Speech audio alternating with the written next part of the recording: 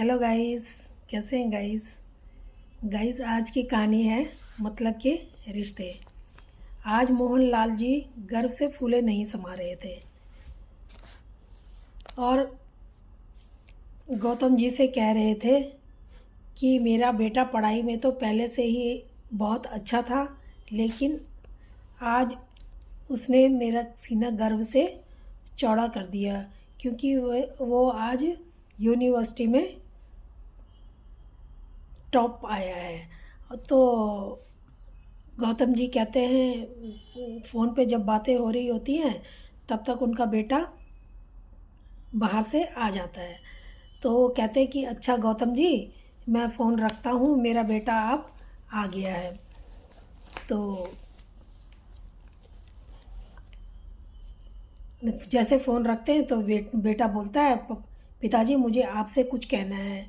पिताजी बोलते हैं हाँ बेटा बोलो।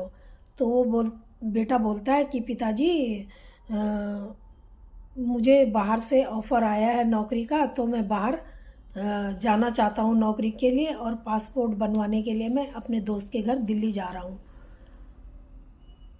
वो उसके घर से वहाँ पासपोर्ट ऑफिस नज़दीक है और वो मेरी मदद कर देंगे। जब वो अपने दोस्त के घर जाता है दिल्ली, तो वहाँ उसके दोस्त का परिवार होता है। तो वो दोस्त अपने पिताजी से मिलवाता है। तो पिताजी से मिलवाता है तो पिताजी को बताता है कि ऐसे ऐसे ये बाहर जाना चाहता है अब जॉब के लिए। तो पिताजी बोलते हैं, दोस्त के पिताजी बोलते हैं कि नहीं बेटा, तुम अपने घर में ही रह के यहीं जॉब करो और अपने माता पिता की देख रेख करो। वो कहता है नहीं अंकल जी, बड़ी मुश्किल से तो मुझे बाहर से ऑफ़र आया है, तो मैं बाहर जाना चाहता हूँ। मैंने बहुत गरीबी देखी है अपने यहाँ पे, तो इसलिए मैं गरीबी में नहीं जीना चाहता। तो वो चुप हो जाते हैं। तो इतने में उसका दोस्त जो होता है वो दोनों के उसको उसके कहता है चल दूसरे कमरे में बैठते हैं। तो उसको लेके दूसरे कमरे में चला जाता है जहाँ पर वो दोनों दोस्त बैठे होते हैं। तो जो दूसरा बगल वाला रूम होता है उसमें दादाजी लेटे होते हैं।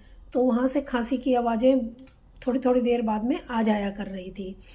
तो जिससे उसका दोस्त जो होता है बार बार उठ के दादाजी को देखने के लिए जा रहा था और फिर आ जा रहा था।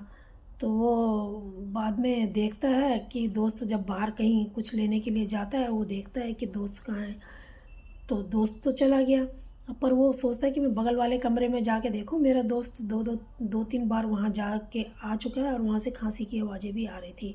तो वो वहाँ जाता है, देखता है कि वहाँ एक बुजुर्ग आदमी लेटे हुए हैं, तो जहाँ से खांसी की आवाज़ आ रही है। तो वो वहाँ पर जाता है तो दादाजी को प्रणाम करता है और वहाँ पे बैठता है। तो दादाजी उससे पूछते हैं, उसकी तरफ देखते हैं, तो वो बताता है कि मैं अशोक का दोस्त हूँ। वो खुश हो जाते हैं दादाजी उसको देख के, अपने पोते के दोस्त को देख के।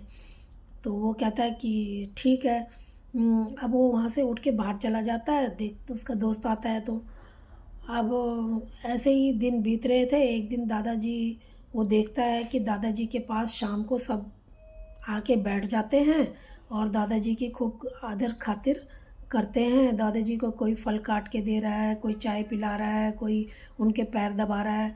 तो देखता है ये, तो उसको बहुत अच्छा लगता है इससे परिवार में एकता देख के। तो अब वो वहाँ से जाता है, दूसरे अपने कमरे में जाता है, सोच में पड़ जाता है। तो उसका दोस्त जो आता है तो वो दोस्त को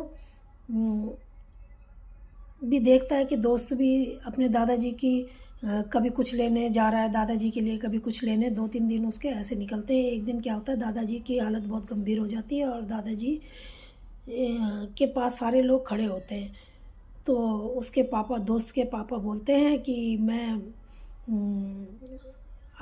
उनके बेटे का नाम लेके बोलते हैं कि मैं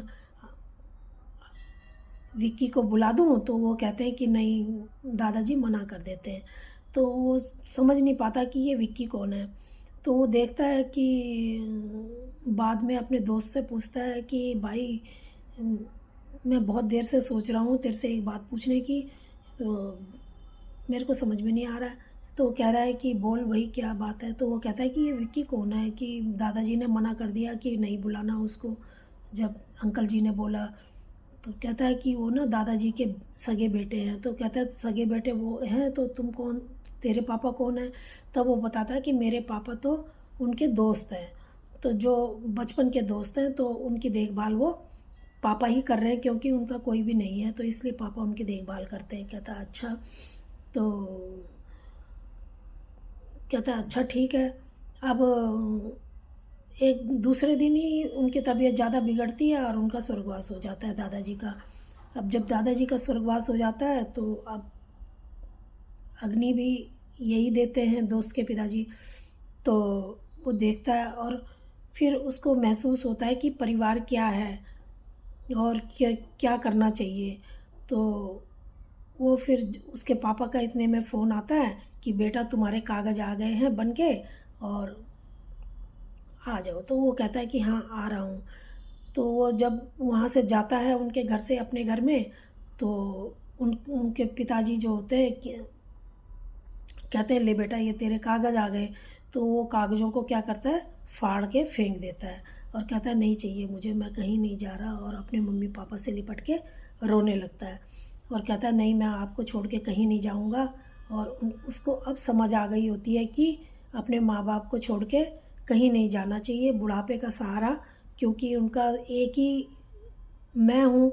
मैं भी चला गया तो कहीं दादाजी की तरह वो भी अनाथ हो जाएंगे। तो इससे जो है कि वो फिर नहीं जाता है और उसको अपनी गलती का एहसास होता है। तो दोस्तों अपनी संतान से उम्मीद इंसान ना पाले तो फिर किससे पाले। अपनी संतान से तो हर एक कोई उम्मीद ही पाल सकता है। तो दोस्तों ये कहानी आपको कैसे लगी, अगर अच्छी लगी हो तो कृपया लाइक और शेयर करना।